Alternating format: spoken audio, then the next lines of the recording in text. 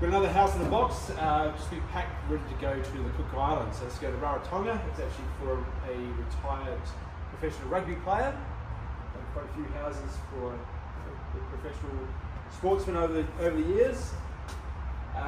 This one we've decided to send, and it's all the walls and frames and trusses are pre-assembled, which makes it a lot easier when it gets to site, but it does take up more room.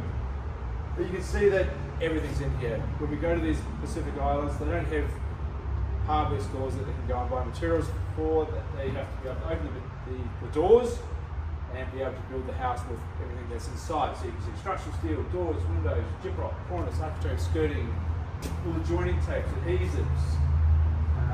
Basically, everything's in here except for the personal choice items. So the things you'd normally choose yourself are not included, but we also give the option when we send the houses to these places to be able to pack them into the container if we have space, so the clients can either go to the IKEAs or the Bunnings, buy the material and have them delivered to our warehouse, and then we will put them into the container so that they don't have to worry about organising additional shipments and transport.